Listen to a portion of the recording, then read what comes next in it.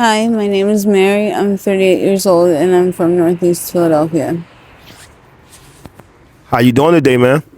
I'm doing good, thanks. No, it's a blessing to be able to talk to you.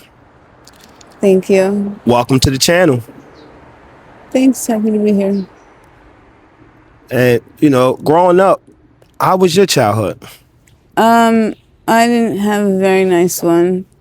It was very lonely, at times violent, lots of drinking at home, and very scary.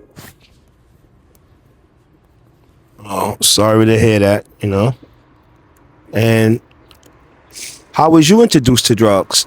How was I introduced? Actually, well, all the kids were bored, us 13-year-olds were always running around trying all kinds of different things. Acid, cocaine at 15, ecstasy, all that stuff. And then when I was 17, I got a job as a waitress. And there was a girl there who was heavily involved in painkillers. She was like crazy addicted to them. And she needed somebody to make money off of, so I was gonna be that person. So she started selling me overpriced pills and things like that, and like even overpriced for what they are. They're a lot of money as it is, but she was like just totally skyrocketing the prices and selling them to me. And I didn't know any better. I was 17 and I never really bought like large quantities of drugs before. I had a job, I had an income, so that allowed me to give this girl like all my money basically for some Percocets and different things, like fentanyl lollipops she got for me, like different like things that I thought were cool that I never seen before, fentanyl patches and I'm sorry to I was getting interrupt, into but all that. sorry to interrupt. You said fentanyl lollipops? Yeah. Wow, I never heard of that. And what is, you just suck it like a lollipop? Yeah, you're supposed to like I think put it under your tongue, and it tastes kind of like candy cigarettes a little bit. It's got like a chalky sort of taste. I remember I actually liked it. Like I liked the taste, and it made me very high, very very high for like 3 days.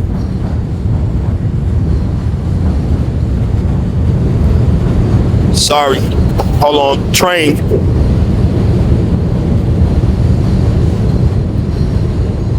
So currently, what drugs do you struggle with now? I am addicted to fentanyl, and with that comes trank, of course, now because that's what they're putting in all of it. And also I do meth, and I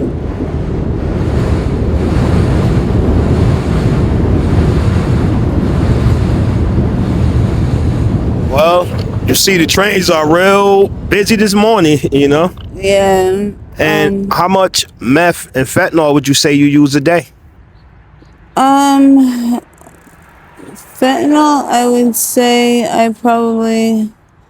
don't know, because every day is different, and like every day they put different quantities of drugs in the bags. I feel like, I mean, it's you go through highs and lows with these blocks where they sell you like a good product one day and then it'll be shit the next.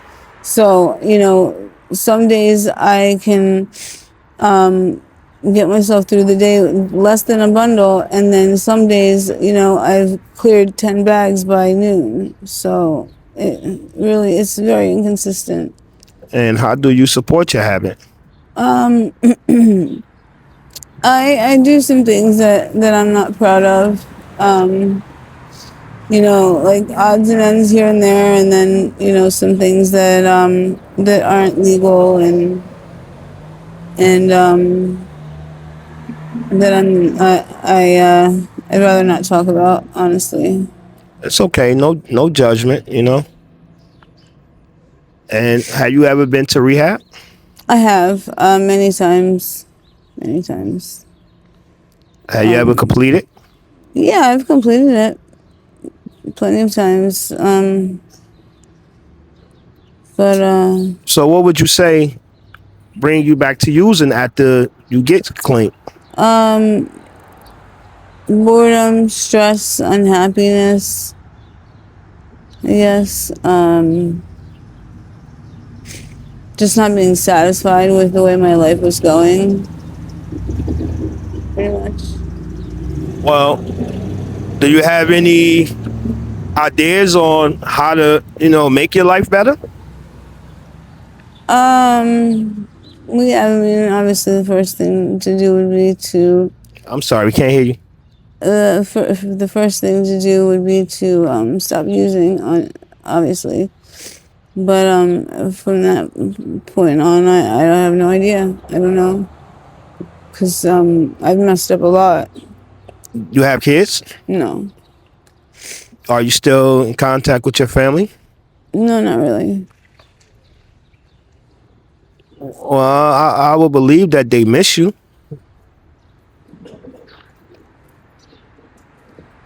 Well, if your family was actually watching this, what would you want to say to them? Hello? Excuse me. You okay? It's okay, love. Sometimes we all need to share the tear because it just still show that, we care, you know? And sometimes the tear ain't that bad, It helps us get better at times. Yeah. And I just want you to know you worth it, so never give up, because we are underdogs here in Kensington, but we strong, so we can make it out, Yeah. But I'm gonna pray for you that you do make it out, You're still young, you're still beautiful, And before your addiction, did you have any jobs? I was a waitress. I did really well actually. Waitressing. So when you get better, maybe you go back into the waitress business. Maybe you go back and own your own diner. Yeah. Maybe. If there's any regrets that you could take back in your life, what would that be? I have a lot. I wouldn't even know where to start. Dropping out of college would be number one, I guess. Oh, what college you go to? I went to Rutgers for like a year.